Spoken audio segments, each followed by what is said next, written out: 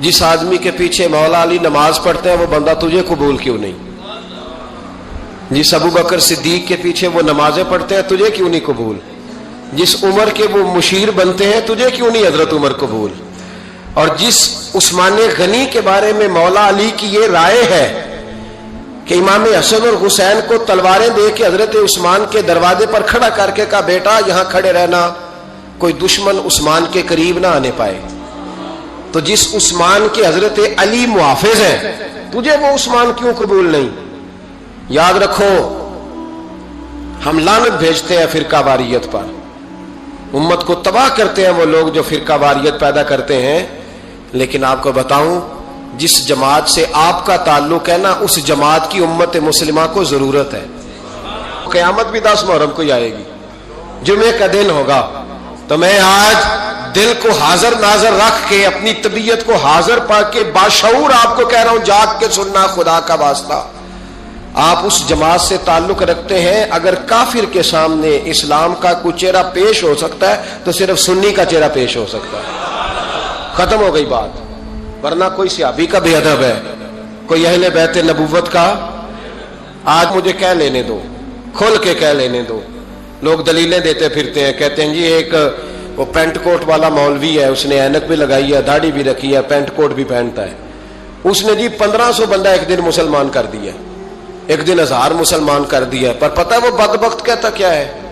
वो कहता है अमीरुल मोमिनीन यजीद रदी अल्लाह ताला अन्हु। मैं क्या करूं उसके 1500 मुसलमान को या 2000 उसके कलमा और वो जी बड़ी दलीलें देता है। वो दलीलें संभाल के रखे, वो दलीलें जो जी बड़े लोग उसके साथ होते हैं। तो करबला के मौके पर ज्यादा लोग यजीद के साथ थे, ज्यादा लोग। हम कसरत के कायल नहीं, हम हक के कायल हैं। हम अब छोड़ दो बात, दलाइल की तरफ आओ। अजीब तमाशा है। और एक मौलवी साहब उसकी हिमायत कर रहे थे, कहते नहीं बंदा ठीक है, वो भूल गया था, असल में कसूर उबैदुल्लाह इब्ने ज़ियाद का था, असल में गलती अमर बिन साद की थी, तो यजीद को ज्यादा इल्जाम नहीं देना चाहिए। मैंने कहा बड़ी तुम्हारी करीबी रिश्तेदारी है यजीद के साथ, तो अल्लाह से दुआ क्यों नहीं मांगते कि तुम्हारा हशर यजीद के साथ करे? मांगनी चाहिए ना दुआ। क्या ख्याल है आपका? हम अल्हम्दुलिल्लाह जुमे वाले दिन मस्जिद में बैठ के दुआ करते हैं, या अल्लाह हमारा हशर इमाम हुसैन के गुलामों में करना।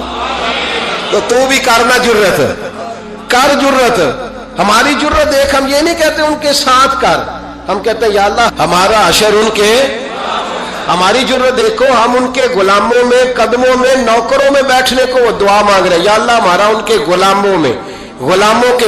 तू भी जुर्रत कर दलेरी, कर जुर्रत, क्या या अल्लाह मेरा हशर यजीद के साथ कर दलेरी। अगर इतना ही अच्छा था तो बेशर्मो इतना जुल्म ना करो, इतनी ज्यादती, इतना जुल्म ना करो, ये जुल्म है।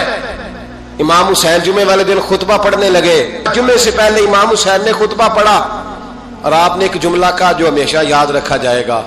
आपने फरमाया यजीद को जाके बता दो कि मुझ जैसा तुझ जैसे की बैत नहीं कर सकता। ओ क्या फिक्रा है इमाम अली मकाम का। फरमाने लगे मुझ जैसा तुझ जैसे की बैत, और आप फरमाने लगे बताओ इस वक्त पूरी दुनिया में कोई नबी का नवासा मौजूद है मेरे सिवा? हजरत आदम से लेकर मुस्तफा करीम तक इस वक्त पूरी दुनिया में कोई नबी का नवासा है? और फरमाया अगर मैं ही हूं पूरी कायनात में। लोग कहते हैं फलाना लामा साहब की तबलीग बड़ी है, हमसे बड़ा कौन होगा तबलीग की बात करने वाला? लेकिन डरो अल्लाह से, डरो, गुमराह न करो कौम को।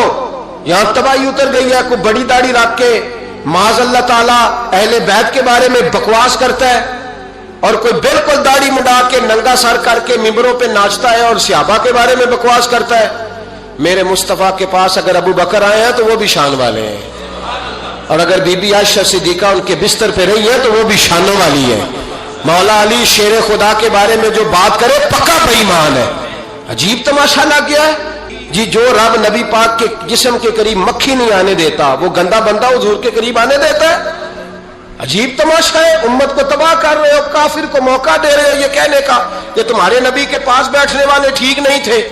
अगर हुजूर के पास बैठने वाले ठीक नहीं थे तो बाद वाले कैसे ठीक हो गए? تو یہ باز آنا چاہیے ان بے شرموں کو، یہ امت میں تفرقہ ڈالتے، بے حیائی کرتے۔ سنو اور یاد رکھو، حضرت امام حسین نے خطبہ پڑھا نا جب جمعے والے دن، فرمایا مجھے پہچانو تو میں کون ہوں؟ تو عمر بن سعد بولا، پکے نمازی بولے۔ عمر بن سعد کہنے لگا حسین جلدی کر، ہمارا جمعہ لیٹ ہو رہا ہے۔ بلے ہو نمازیو، جلدی کر ہمارا، آئے ہائے کیا نماز ہے! یعنی نبی پاک کے نواسے کو شہید کریں گے اور شہادت کے بعد جمعہ پڑھیں گے اور نماز میں کہیں گے اللہم صلی علی محمد وعلی آل محمد۔ ان کو شہید کر کے قتل کر کے جمعے کا خطبہ دیا جا رہا ہے اور نماز پڑھی جا رہی ہے اللہم صلی علی محمد وعلی۔ تو میرا سنی بڑا بھولا ہے، کہتا ہے جی وہ زیادہ نمازیں پڑھتے ہیں۔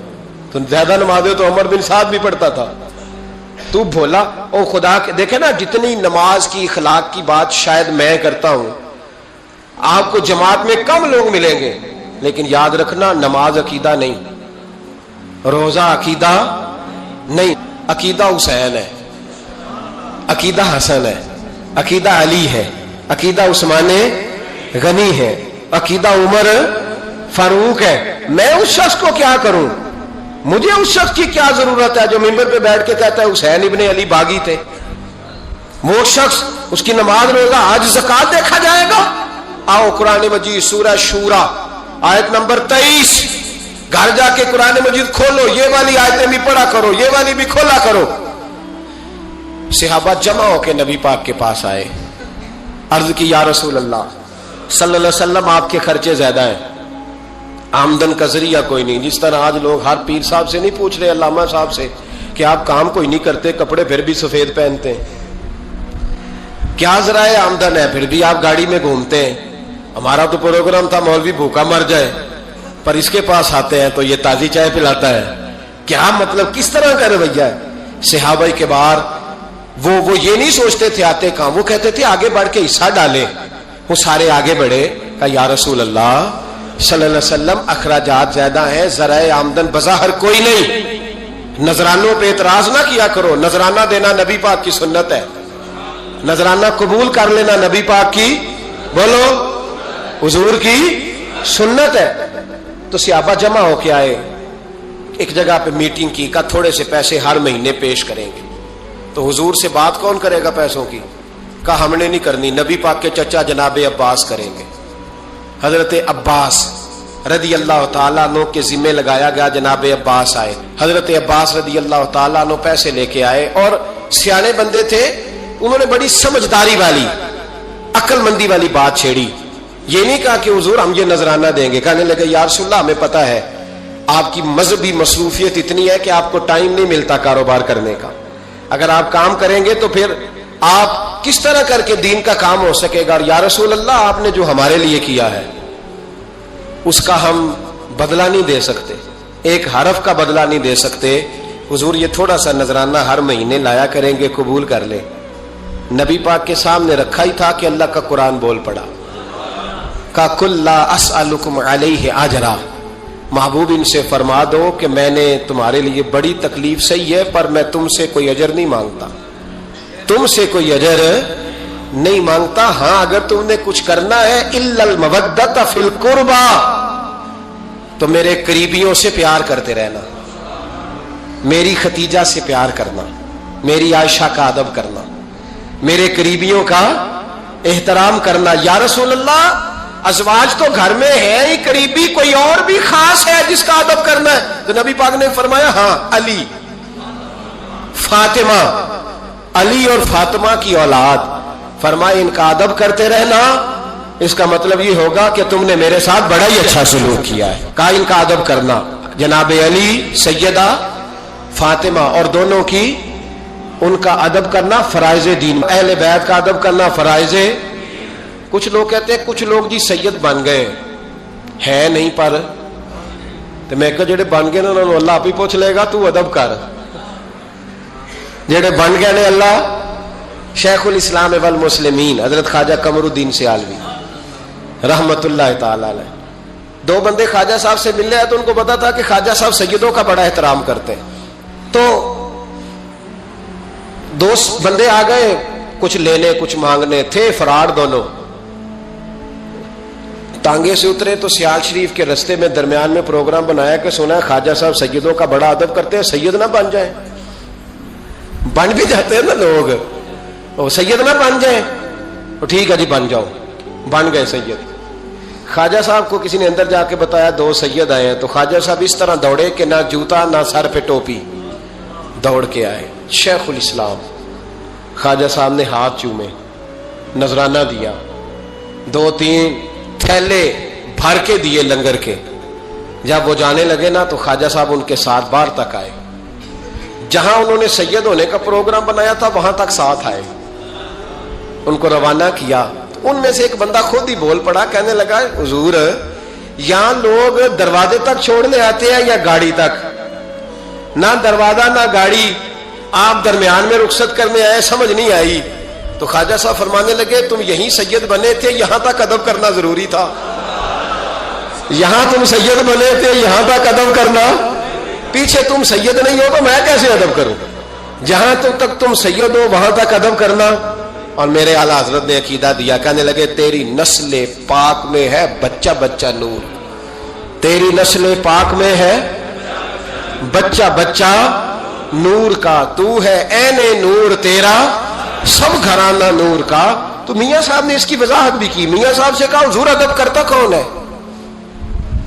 सारे तो अदब करते नहीं। तो मैं दूर नहीं ना जाता, पुराने मुहद्दिसीन नहीं पूछता, ये कश्मीर में मियां मोहम्मद बख्श साहब से पूछ लेते हैं हुजूर अदब करता कौन है? तो मियां साहब फरमाने लगे असला नाल जे नेकी करिए। किना नाल? असला नाल जे नेकी करिए तो नस्ला ताक नहीं भुल दे। हाँ बेअसला नाल नेकी करिए तो फुल कंडिया नाल तुल दे।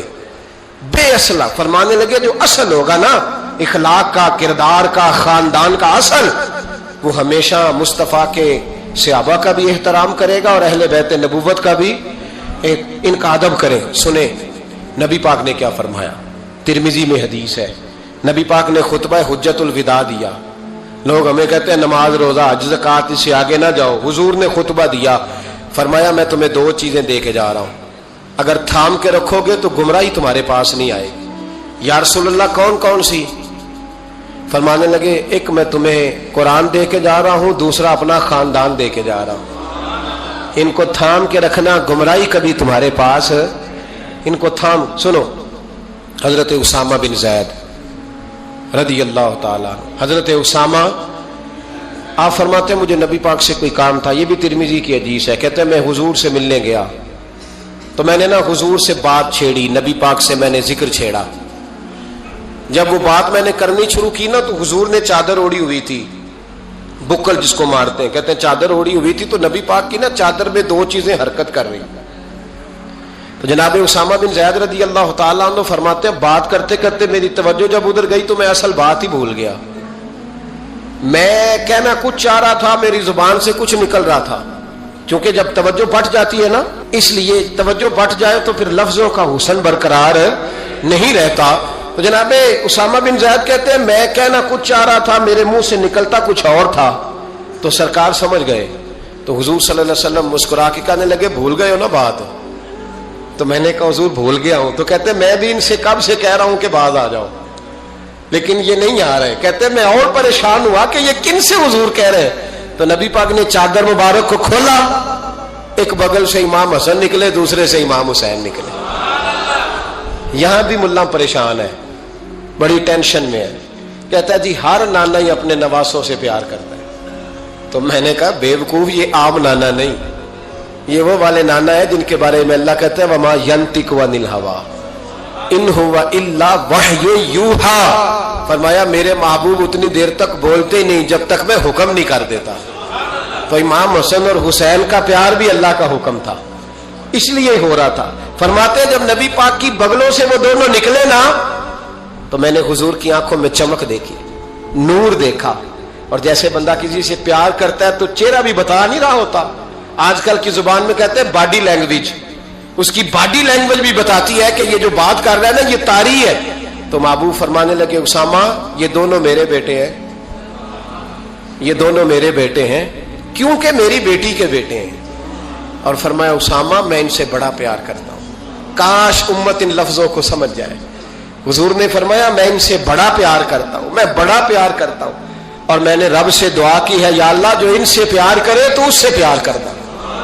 मैंने ये दुआ की है, ए अल्लाह जो इनसे प्यार करे तो उससे भी प्यार करना। हजरत इमाम हसनैन, पहली बात यह है कि इनका प्यार ईमान का हिस्सा है, इनका प्यार ईमान का हिस्सा है। इनसे जो प्यार ना करेगा वो साहिब ईमान